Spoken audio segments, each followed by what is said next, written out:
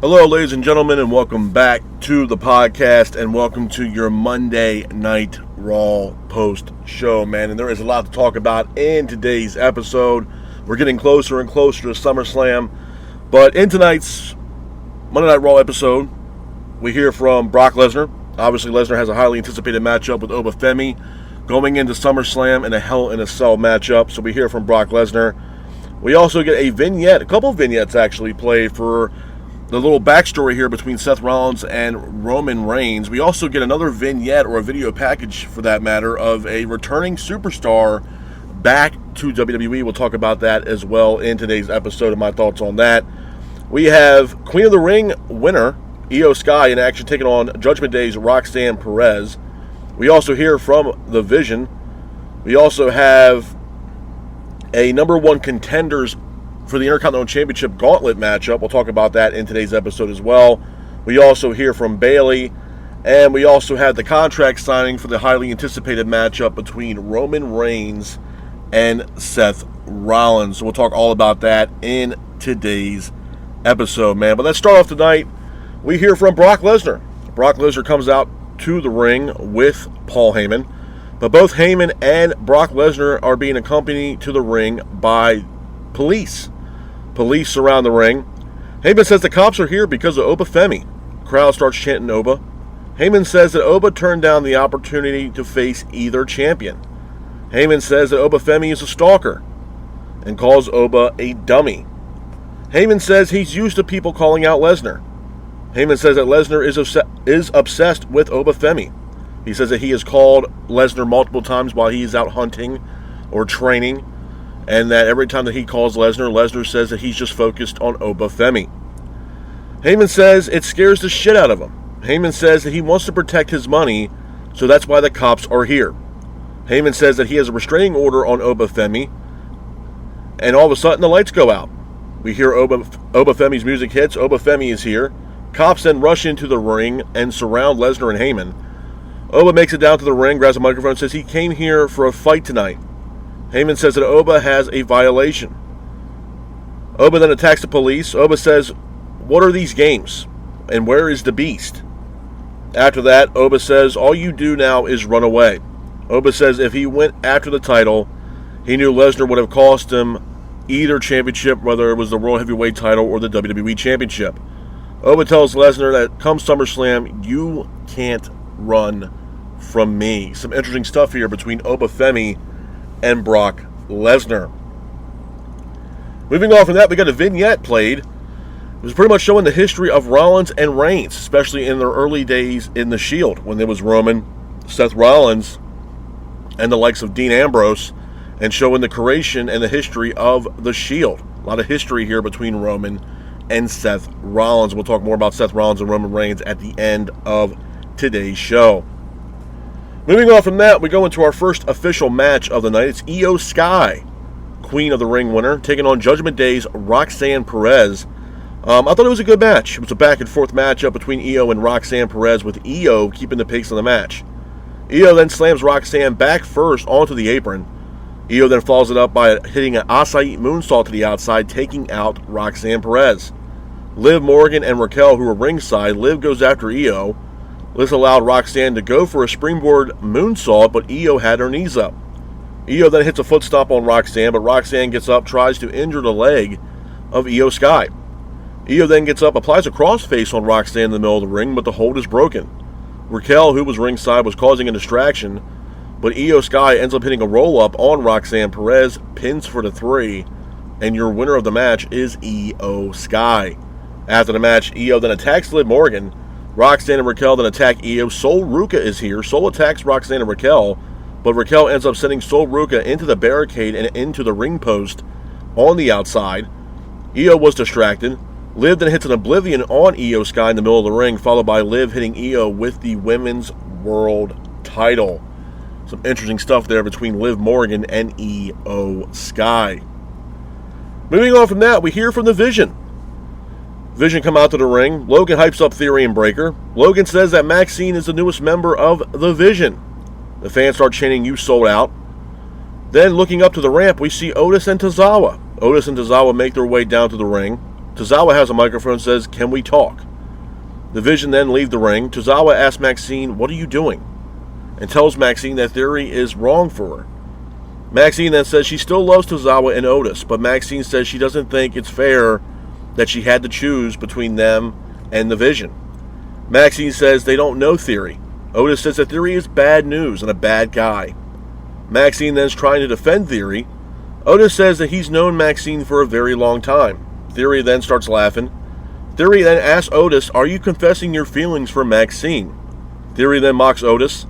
Theory then tells Otis people like Maxine don't end up with guys like you.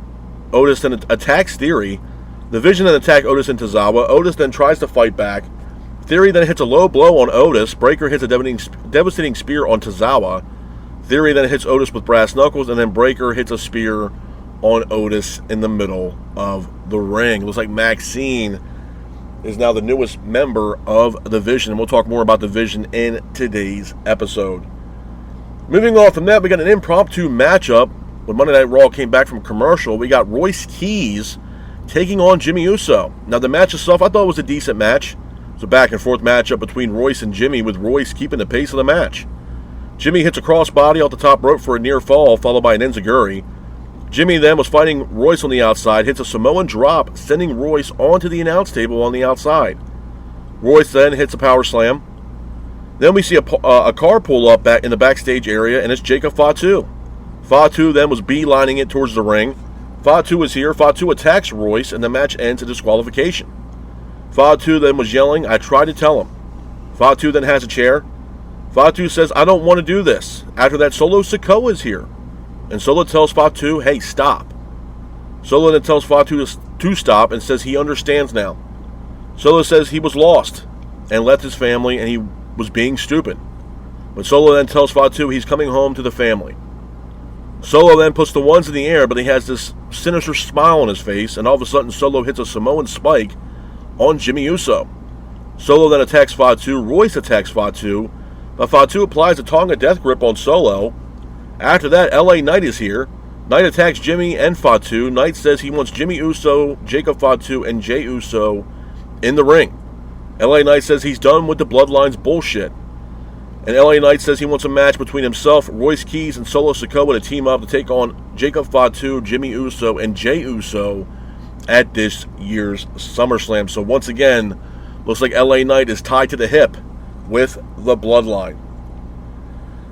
And moving on from that, we see the Vision backstage. They're walking through the backstage area. The Vision then were looking for congrats from Heyman. Heyman then hypes up the Vision and hypes up Maxine Dupree. Theory then says to Heyman, "What's next?" Heyman then praises Maxine, but then Heyman tells Theory, after what Maxine did, "What the hell do you need me for?"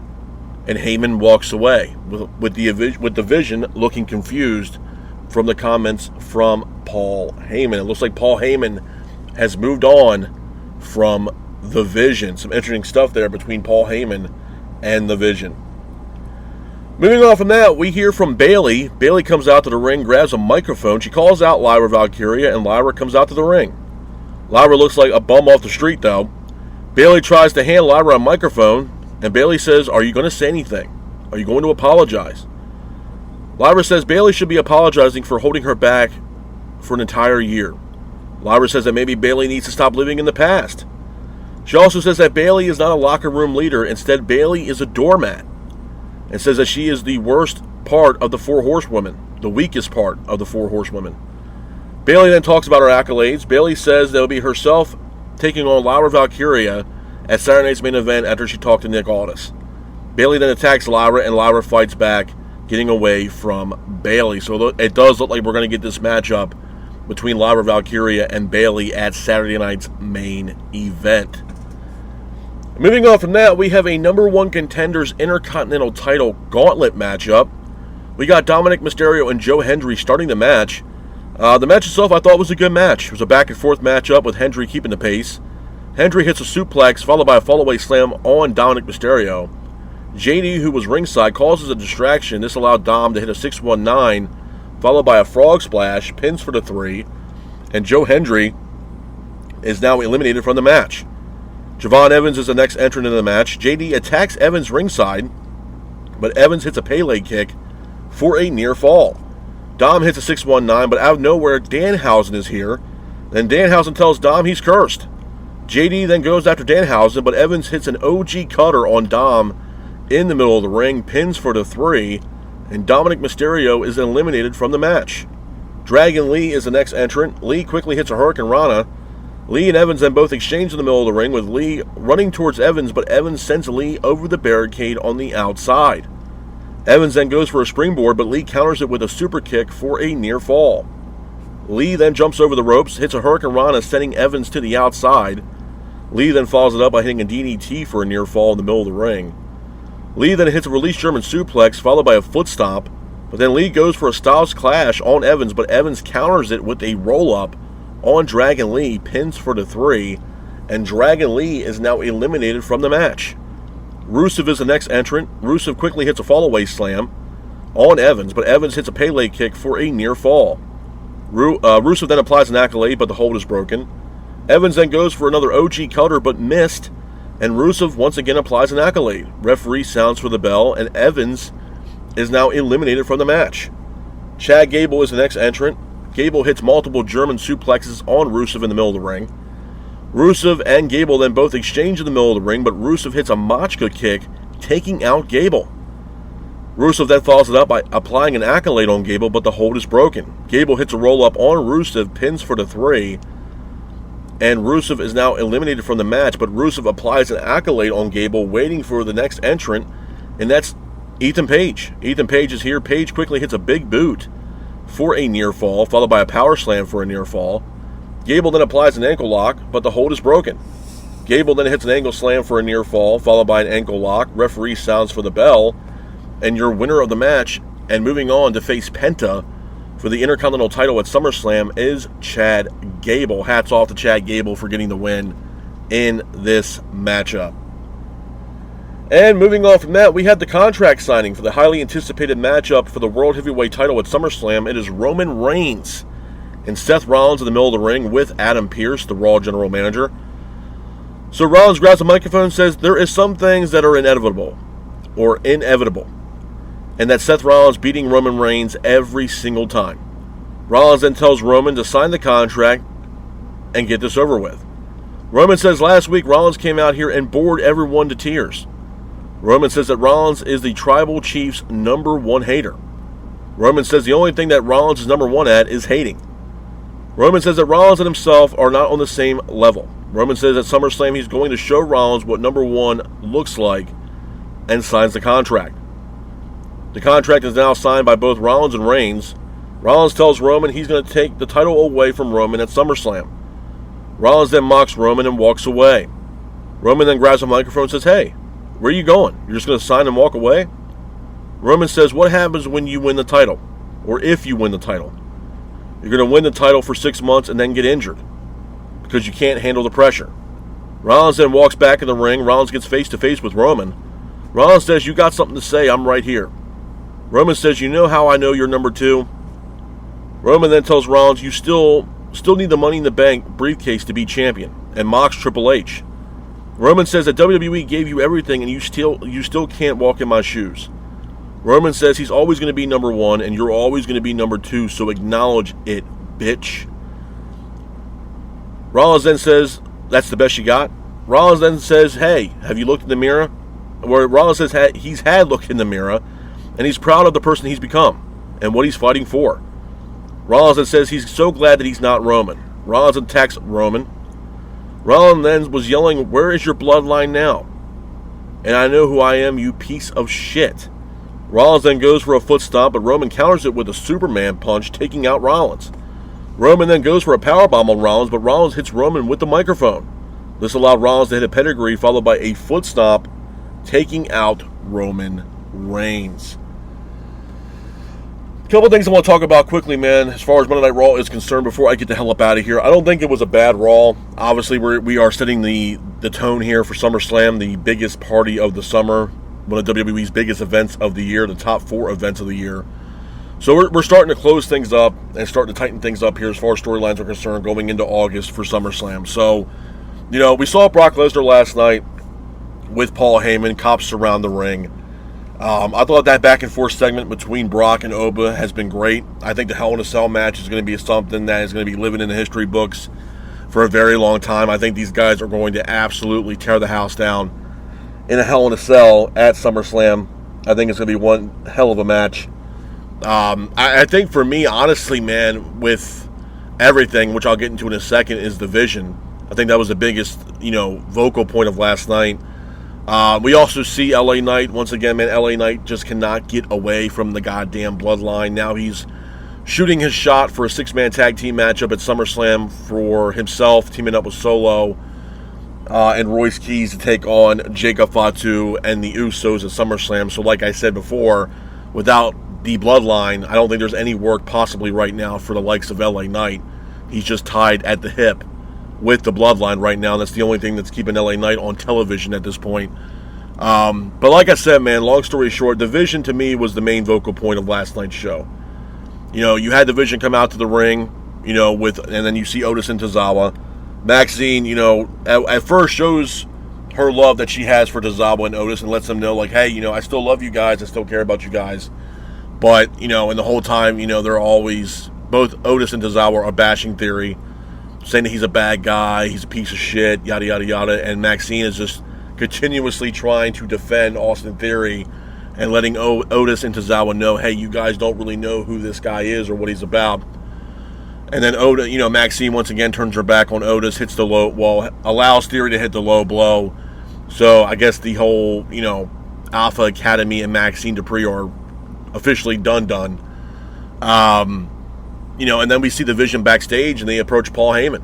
Theory's trying to look for confirmation from Paul Heyman, and Heyman tells Theory, after what Maxine Dupree just did, what the hell do you need me around for anymore? And Paul Heyman just walks away, leaving the Vision confused and almost worried, like, hell, what do we do? Where do we go now? What do we do? We lost our leader.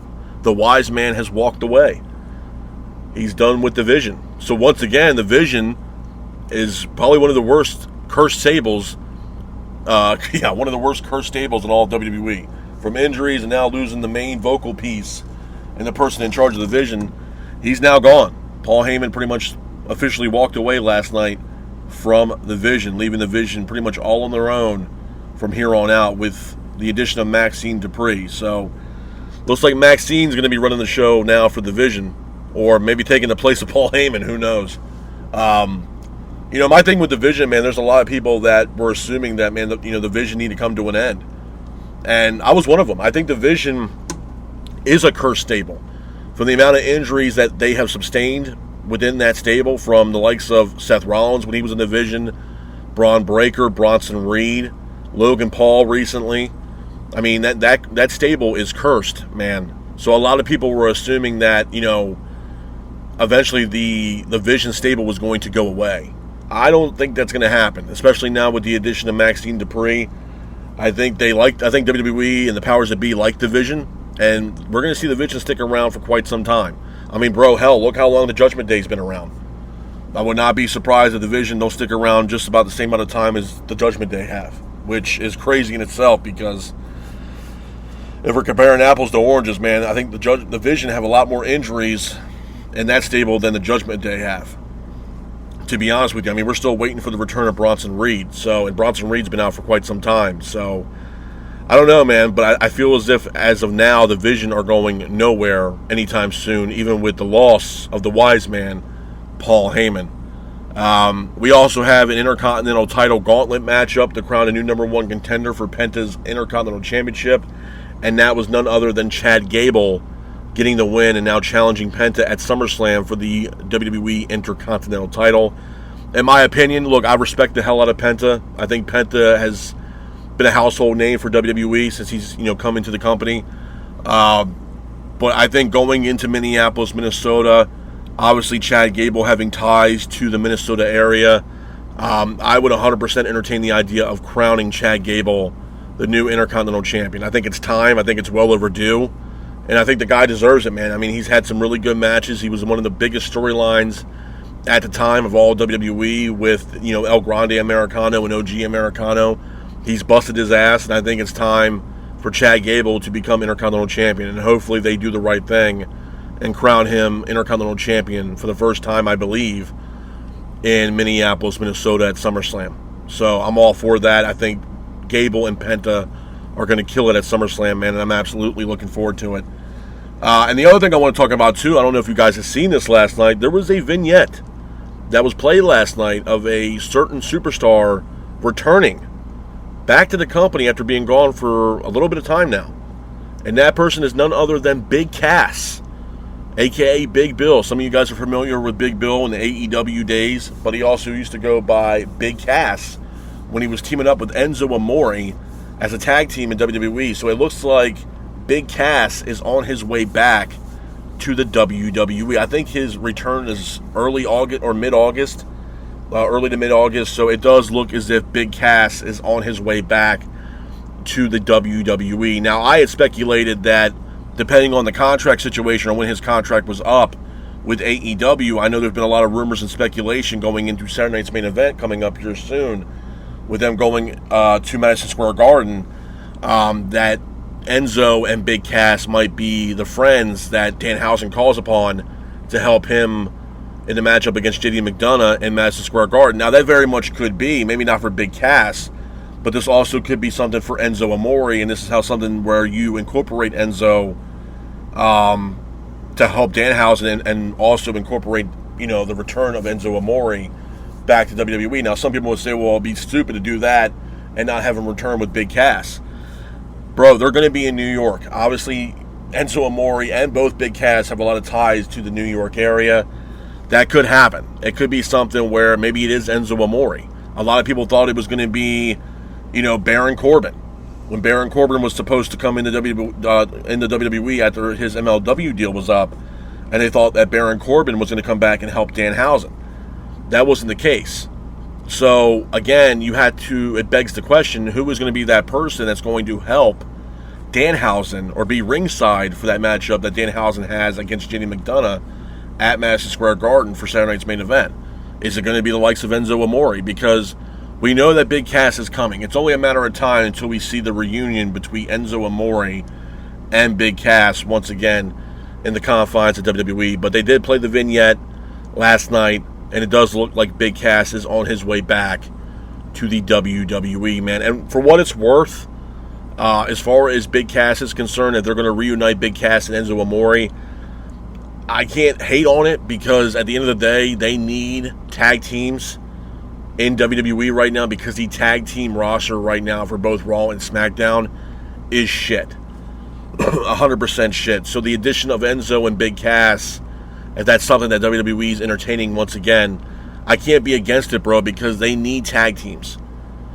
And I'm not shocked if that's the way they're going right now because it's pretty much WWE's MO ever since AEW's been a thing, or a company for that matter.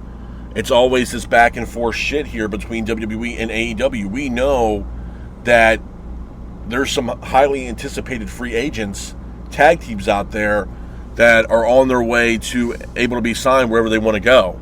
And AEW is, whether people like it or not, a big-time player in some of these free agents. You got the New Day, which is a solid tag team, and you also have Shelley and Sabin, the Motor City Machine Guns, also free agents as well. And this could be something where maybe Tony Khan is bringing in both of those tag teams into his tag team roster on AEW. So yeah, I wouldn't be it's pretty much counter programming, man. It's okay, you guys are going to get the New Day and maybe Motor City Machine Guns. Well, we're going to bring back, Big Cass and Enzo Amore back to the WWE to get a huge pop from the fans.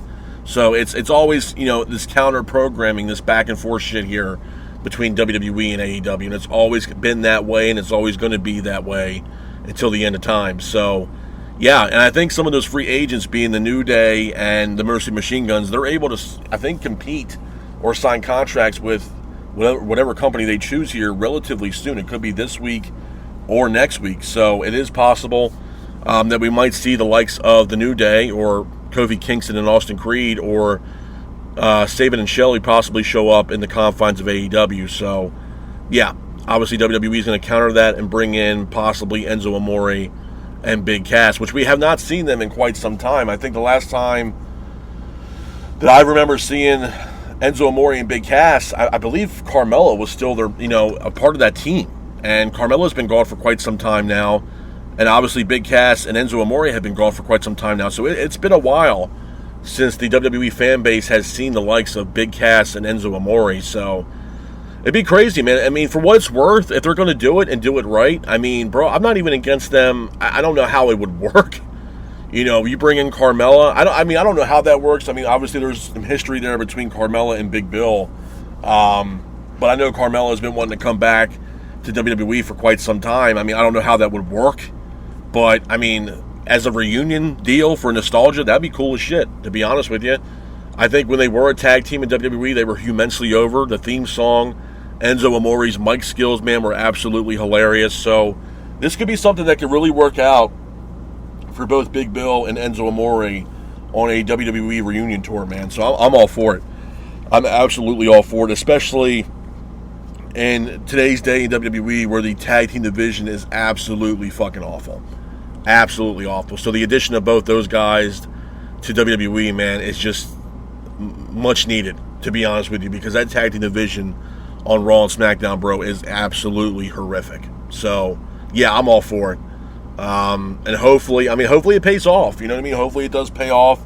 I know that they've been, WWE's been in talks with Enzo as well as obviously Big Cass. Big Cass is on his way back. So, we're going to see how this plays out, man. But I think as far as the wrestling aspect of everything, yeah, I mean, it'd be a welcome back addition to WWE because right now, if we're looking at tag team wrestling in WWE, man, it's fucking horrible. So, yeah, I mean, Big Cass could be, even if they didn't want to reunite Enzo and Big Cass, I mean, if they do it correctly, which is saying a lot, I mean, Big Cass could be a main event guy.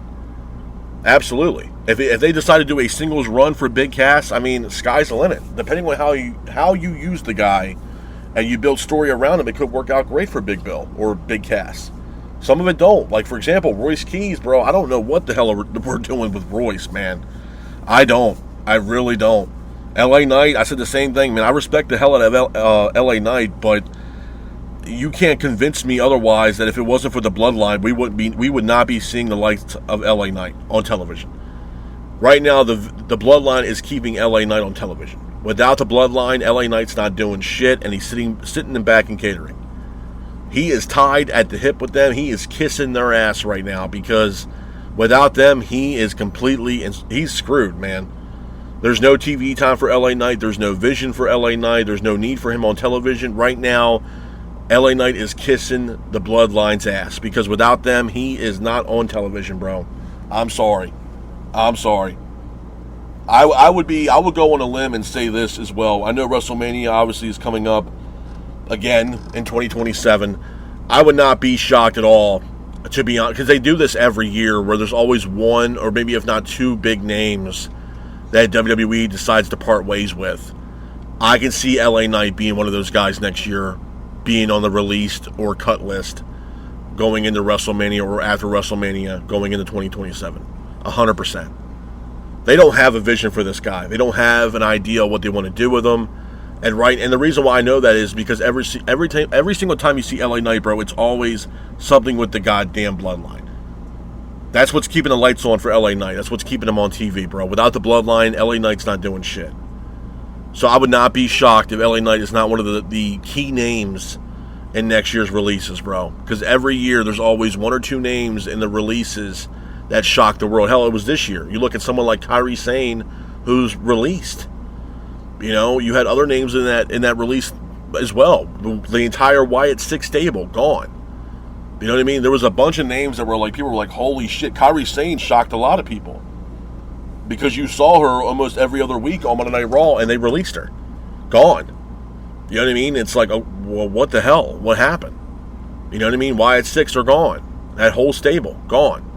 And then you see contract restructures, and they walk away. Sheamus just walked. The New Day just walked. You know what I mean? Like, it's bound to happen, bro. Shinsuke Nakamura released next year because they're not using these people. If they don't see you as a valued asset, and you're not generating, I did this whole review about Sheamus.